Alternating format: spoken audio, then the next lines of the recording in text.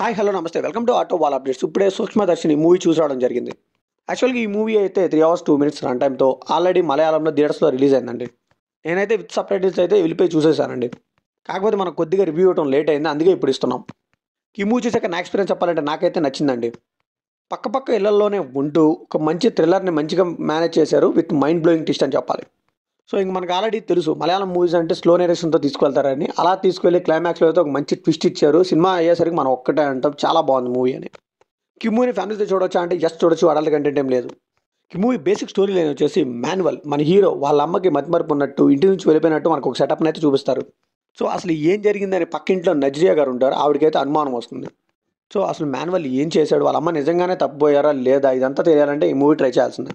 కిమ్ములో positive విషయానికి వస్తే writing department అండి టూ గుడ్గా వర్క్ చేశారని చెప్పాలి. అది మన స్క్రీన్ మీద కనిపిస్తుంది. అసలు ఏం జరిగిందో మనకు తెలియకుండా లాస్ట్ వరకు అలా హుక్ చేసుకుంటూ తీసుకెళ్లారు. అండ్ ఆ క్లైమాక్స్లో మైండ్ బ్లోయింగ్ ట్విస్ట్ కూడా సూపర్గా అనిపించింది నాకైతే. బట్ ఆ ట్విస్ట్ చూసాక మూవీ ఇంతేనా ఏమీ లేదు కదా అనిపిస్తుంది. బట్ దాన్ని వాళ్ళు మెయింటైన్ చేస్తూ లాస్ట్ వరకు వచ్చి రివీల్ చేశారు చూసారా. ఈ type of pattern screen play చాలా బాగుంటుందండి. So major of the Malayalam films ఇదే ఫాలో అవుతారు. సో ఈ మూవీ కూడా సక్సెస్ అయిందని చెప్పాలి. ఇంకా 3 వైఫ్స్ కలిసి ప్లానింగ్ చేసి వెళ్ళే సీన్స్ కానీ అండ్ అలానే విలన్ ఎవరా అని మనం క్యూరియాసిటీగా వెతుకుతూ ఉంటాం కదా. మనం అయితే అనుకున్న వాళ్ళు అయితే కాదండి, వేరే వాళ్ళు ఉంటారు.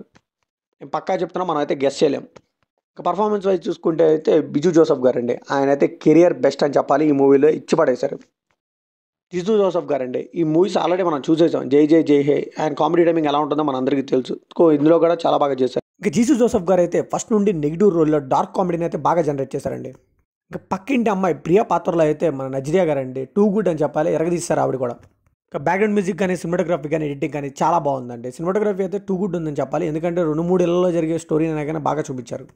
కిమ్ములో నెగిటివ్స్ విషయానికి వస్తే నేను ఆల్రెడీ చెప్పాను కదా, టిపికల్ మలయాళం మూవీలానే ఉంటుంది ఈ మూవీ కూడా. ఎప్పట్లానే స్టోరీలోకి చాలా స్లోగా తీసుకెళ్తారు, నరేషన్ చాలా స్లోగా అనిపిస్తుంది. సో ఇనిషియల్ సెటప్కి చాలా ఎక్కువ టైం తీసుకుంటారు. అలానే క్లైమాక్స్ వరకు వెళ్ళే వరకు మనకైతే ఏది రివీల్ అవ్వదు. లాస్ట్లో మాత్రం ఒక ట్విస్ట్ రివీల్ చేస్తారు. అలానే వెళ్ళిపోతుంది ఒక టెంప్లెట్ మోడ్లో ఈ మూవీ కూడా. సో తక్కువ టైంలో అయిపోయినా కానీ ఎక్కువగా ఎందుకు సాగతీశారు అనేది, సో ఎందుకు ఏంటి అనేది రీజన్ అయితే చెప్పరండి. మూవీ అయితే అలా తీశారు. ఇలాంటి మూవీనే మోహన్ లాల్ గారి సినిమా ఒకటి ఉంది. ఈ మూవీ క్లైమాక్స్ మీకు అర్థం కాకపోతే కామెంట్లో షేర్ చేయండి. సో ఫైనల్గా ఈ మూవీకి మనం ఇచ్చే వెడిక్ట్ అంటే it's a worth watching movie అని చెప్పాలి. ఆ ట్విస్ట్గా అయితే చాలా బాగుంది. డార్క్ కామెడీ కూడా చాలా బాగా వర్కౌట్ అయింది. సో ఈ కంప్లీట్లీ నా ఒపీనియన్ మాత్రమే. మరి ఈ మూవీ మీకు అనిపిస్తుంది కామెంట్లో షేర్ చేసుకోండి, లైక్ చేయండి, షేర్ చేయండి, వెళ్ళే ముందు సబ్స్క్రైబ్ చేసుకోండి.